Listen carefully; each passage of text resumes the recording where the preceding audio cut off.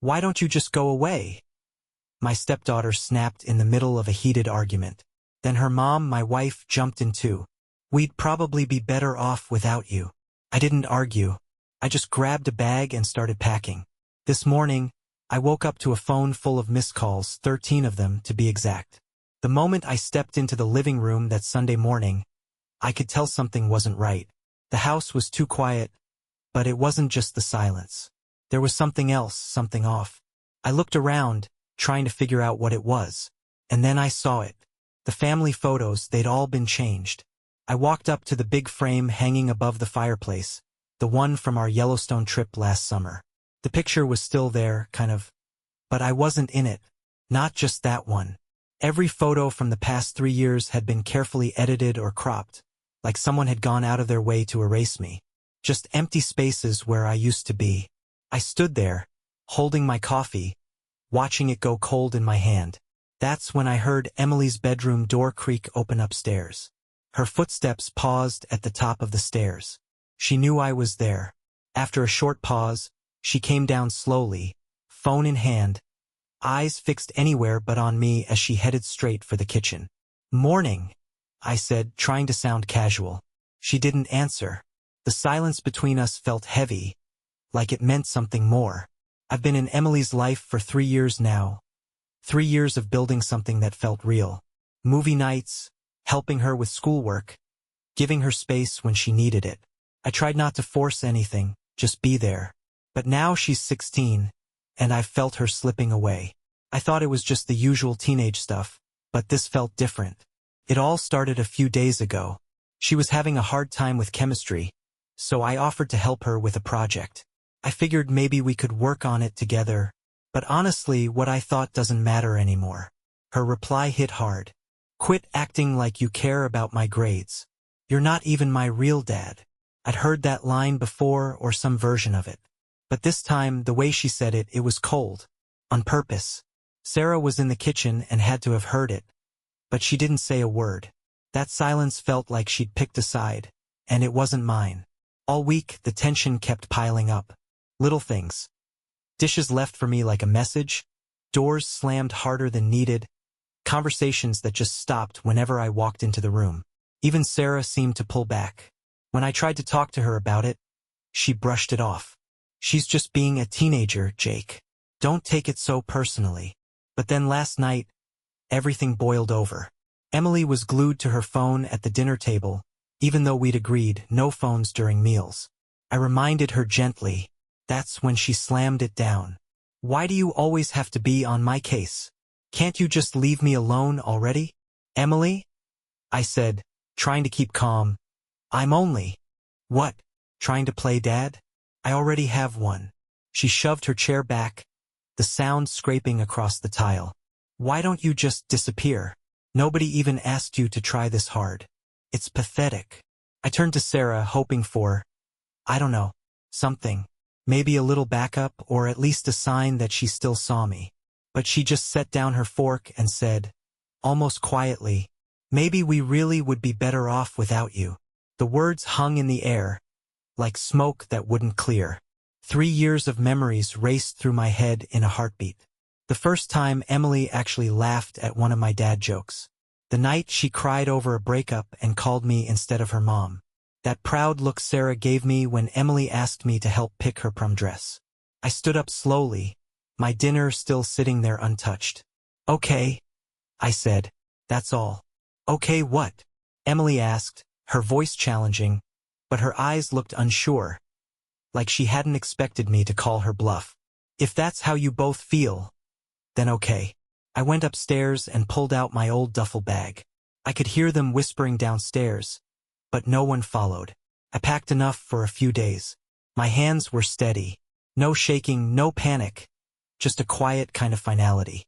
When I came down, Emily had disappeared back into her room. Sarah was waiting in the kitchen, arms folded across her chest. "So you're really just leaving?" she asked. "That's your solution? You said you'd be better off," I replied, checking for my wallet and keys. "I'm just honoring that." "That's not what I meant," she started, but stopped herself.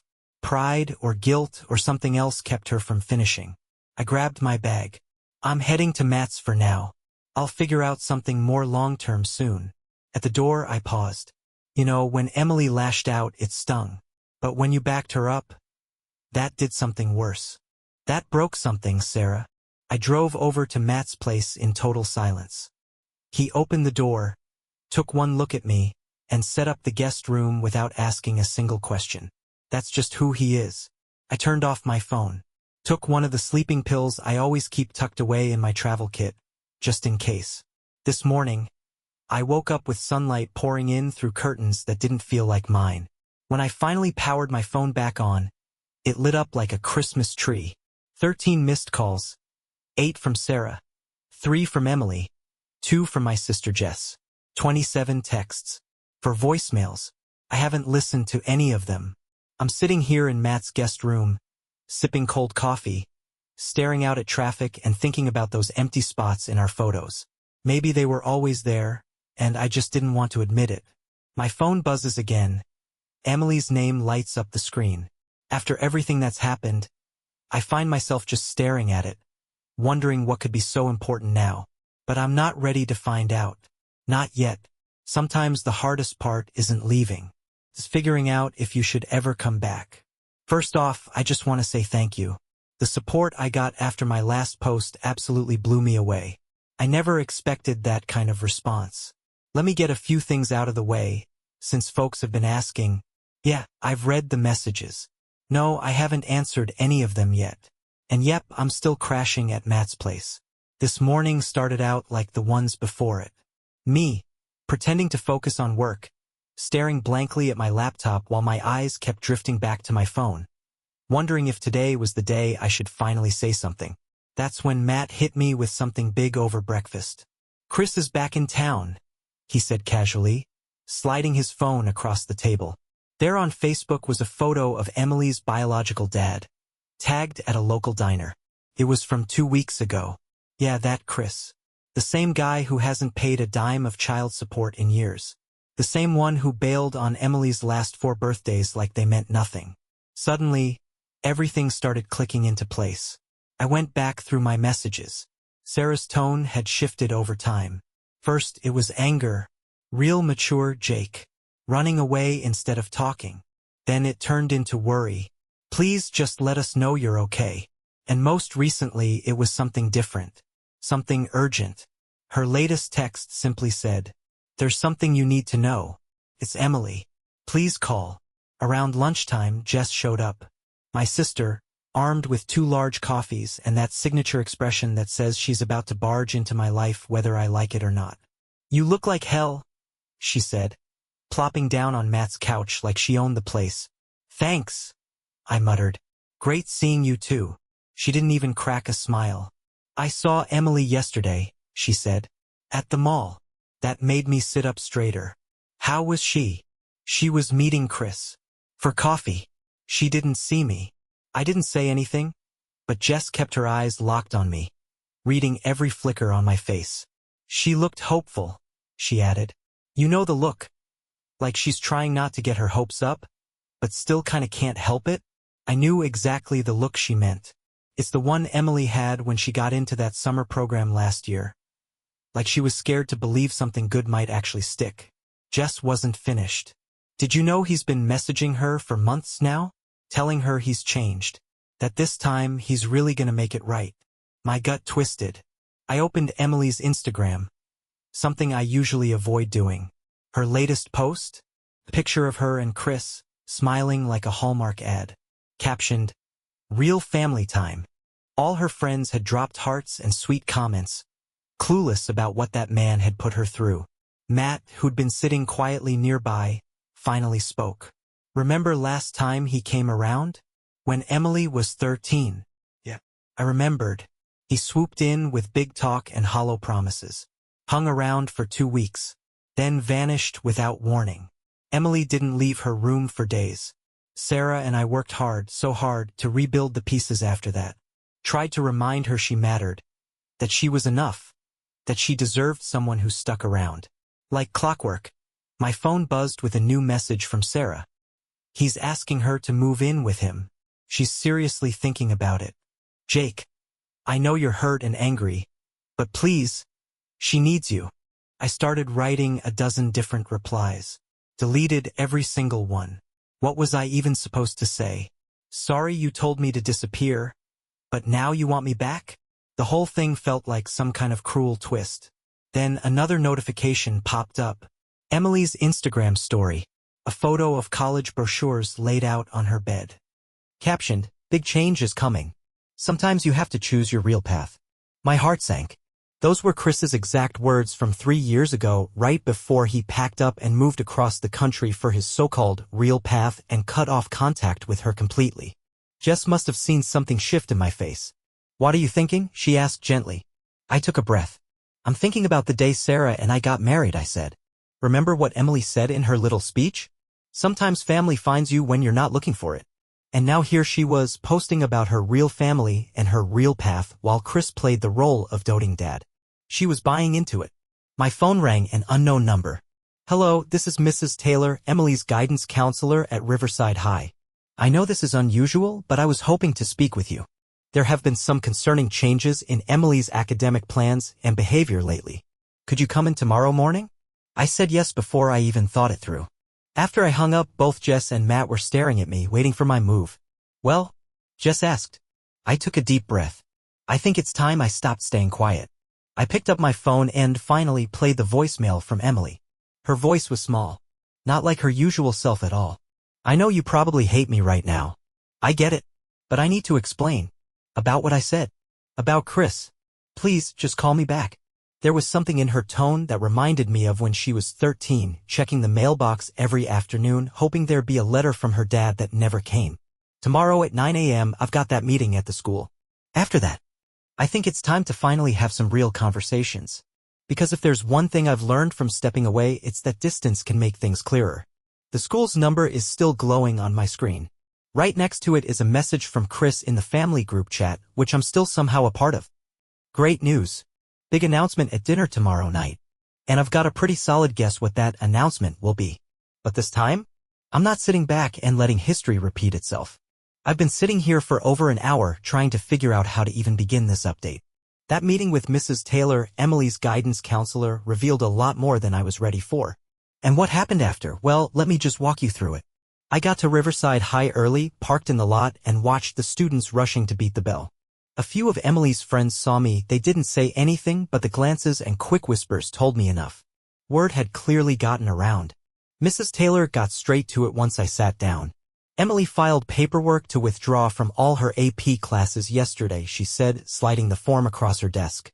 "She's also dropping out of French club and student council." I just sat there, trying to process it. "These are the programs she worked so hard to get into," I said quietly. "She built her whole college plan around this stuff." Mrs. Taylor gave me a look that said she wasn't finished. "She also asked me to send her transcripts to 3 different schools," she continued. "All of them in California." She paused then, watching me closely. The same city where Chris just bought property. And suddenly it all started falling into place. I pulled out my phone and showed her that big announcement text Chris had sent to the family group chat. "Let me guess, he's starting a new business out there?" I asked. She nodded. "Emily said he's launching some kind of tech startup. Told me her dad asked her to get involved as a family investor." There it was, that gut-wrenching feeling I'd been trying to ignore. The same one I felt 3 years ago when Chris sweet-talked Sarah into loaning him money for a guaranteed business. We never saw a penny of it again. I left the school and headed straight home. Sarah's car was already in the driveway. Through the kitchen window, I could see her pacing, phone to her ear. She spotted me before I even reached the porch and flung the door open. "He asked her for money," she said, no hello, no preamble. "Her college fund." My stomach sank. "He's been filling her head with promises," she went on. "Telling her if she invests now, she'll have more than enough for college later, any school she wants." "Where is she?" I asked. "Having coffee with Chris," she said, voice cracking. I tried warning her, but she accused me of being jealous. Said at least he believes in her dreams. I sat down at the kitchen counter, the same spot where everything unraveled just a week ago. "Why didn't you tell me he was back?" I asked quietly. "I thought I could manage it," she said, sinking into the seat across from me. "I tried keeping them apart, but then you and Emily had that fight, and she said all those things and I panicked." I thought if I didn't side with her, she'd run to him completely. Before I could say anything, the front door opened. Emily walked in, then froze when she saw me sitting there. She looked older somehow. Her makeup was flawless, her coat was pricey, definitely something Chris bought. But her eyes? Red-rimmed. Tired. "What are you doing here?" she asked.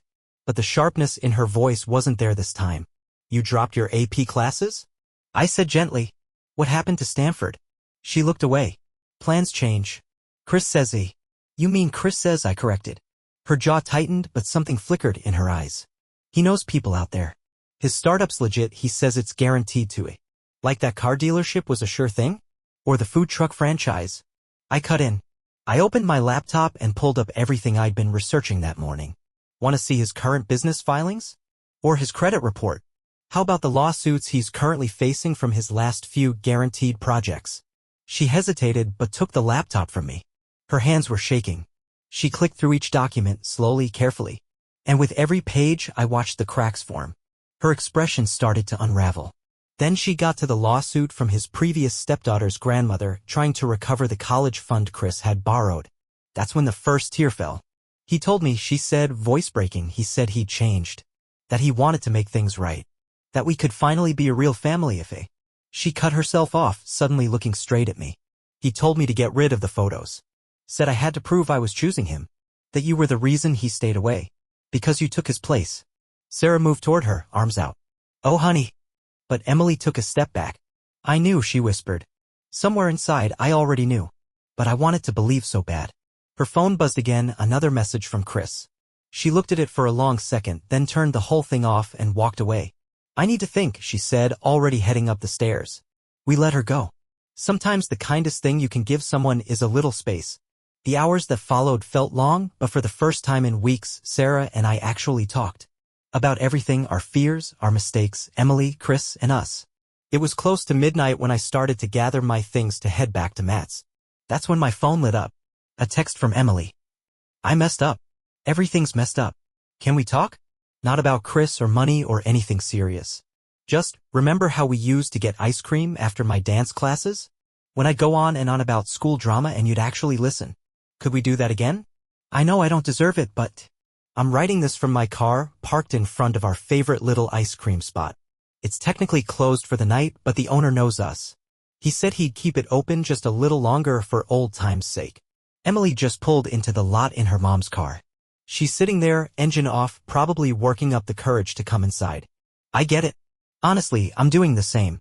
Because sometimes the hardest conversations don't start with words. They start with two people sitting down at midnight, sharing mint chocolate chip and slowly piecing things back together. That night at the ice cream place? It changed everything. Emily and I sat there for hours. She opened up about it all, how Chris manipulated her, how scared and ashamed she felt for falling for it again. But it was something she said casually, almost like a side note, that really stuck with me. She mentioned how Chris had started asking her to talk to her friends' parents, trying to convince them to invest in his so-called startup. And just like that, a switch flipped in my head. I remembered those lawsuits I'd found. A clear pattern, using kids to reach families. A slow con wrapped in sweet talk. All the anger I'd been holding back, suddenly it had a direction. "You realize," I said carefully, "what he's doing isn't just shady. It's actually illegal." Emily looked up from her half-melted scoop of mint chocolate chip. "What do you mean?" she asked. So I laid it out for her. Explained the basics of securities fraud. How soliciting unregistered investments, especially from minors, wasn't just unethical, it was criminal. Her eyes went wide. She pulled out her phone and showed me some of the group chats. Sure enough, there were messages from Chris pitching investments to her friends. Directly. In writing. That night, after I dropped her off at home, I got to work. I called Jess. She's got a friend at the SEC. Matt reached out to someone he knows in the DA's office. By sunrise, we had a plan. Chris didn't have a clue what was coming. He was too focused on the big dinner he'd planned, his grand moment to pitch the startup and talk Emily into handing over her college savings. He'd even invited a few of her friends' parents. Or Mark's. The dinner was held at some overpriced restaurant downtown. Chris was in full salesman mode, going on about Silicon Valley connections and once-in-a-lifetime opportunities. I waited until everyone had their appetizers in front of them. "Before we go any further," I said, standing up, "there are a few people I'd like to introduce." Right on cue, 2 federal agents and a state investigator walked in through the front door. Chris's expression morphed fast, from smug to confused to full-blown panic. Turns out he wasn't just running one scam. There were 7 separate schemes. 3 different states. Same playbook each time: reconnect with someone from his past, gain their trust, and start the hustle. Remember the car dealership that wiped out Sarah's savings? Part of the same network. The food truck franchise? That too. But this time, he got sloppy. He put everything in writing: texts, emails, even voice notes, sent to Emily, thinking she'd never turn against him. He miscalculated. She forwarded it all to the investigators. As for the parents at dinner, they were wearing wires. Every phony promise, every inflated number, every illegal offer recorded in full. Chris panicked. Tried to make a break for it. Knocked over a waiter and bolted for the exit. He got about 3 steps before restaurant security tackled him. Even as they cuffed him, he tried one last time to pull the same old stunt. "Sweetie," he said, trying to soften his voice, "this is all a misunderstanding. You know me. I'm your father." Emily stood up calmly. Straightened her shoulders. Then she reached over and took my hand. "My father's right here," she said. "And he just watched you get exactly what you deserve." The fallout afterward was massive. News stations picked it up. Victims came forward. The investigators found over $2.3 million in stolen funds spanning years. Turns out the startup Chris had been pushing didn't even exist. Just a flashy website and some stolen photos from a real tech company. But honestly, the real win wasn't watching him get arrested. It was everything that happened after. Emily gathered every photo she had with Chris, packed them in a shoebox, and handed them over to the prosecution. "Evidence," she said with a faint smile, "the first real one in weeks." She reapplied for her AP classes. The school was understanding, given everything. Her friends' parents, instead of being angry, started a support group for other families that had been targeted by similar scams. Something good coming out of something terrible. Just last night, Emily asked if I'd help her with her college application essays. "I've got a hell of a story now," she said. "How many people can say they helped take down their biological dad's fraud ring? Sarah and I? We're in counseling. There's still damage to work through. Trust to rebuild. But things are healing. And you want to know what meant the most? Watching Emily pull out our family photo albums, the ones she'd edited me out of, and gently sliding the pictures of me back in. Taking her time to line them up just right. That said more than words ever could. This morning she came down to breakfast early, an envelope in her hand. "I found this in my room," she said, sliding it across the table. "Chris asked me to mail it. It's more investment paperwork. Thought it might help the case." I looked up at her. "Want to deliver it together?" She smiled, genuine, unguarded. The kind of smile I hadn't seen in too long. "Can we get ice cream after?" she asked. Some people might say we went too far. That family is family and you don't turn on your own. But here's the truth. Real family doesn't ask you to mortgage your future. Real family shows up. Sticks around. Protects you even if that means protecting you from someone you share DNA with. Chris's sentencing is next month. Emily's writing a victim impact statement. She's poured weeks into getting it just right. Yesterday she asked me to read it over. "It needs a strong ending," she said. "Something that shows I'm not just his victim anymore." But I think she's already written that ending. It's in the way she holds herself now. And how she's helping other teens recognize red flags. In the college brochures back on her desk, the ones she almost threw away. Her real path, the one she chose. Not the one Chris tried to sell her. Moving forward sometimes means making sure the past can't reach back and grab you or anyone else. And sometimes the sweetest revenge isn't seeing someone go down. It's standing tall, living well, and leaving no room for them in your future. We're having dinner together tonight. Just the 3 of us. Emily's making her famous pasta, learned it from watching YouTube chefs with me during the lockdown. We used to joke we could start our own cooking show. It's quiet. Simple. Perfect. Family stuff. The kind of stuff Chris can think about for the next 20 years from behind bars.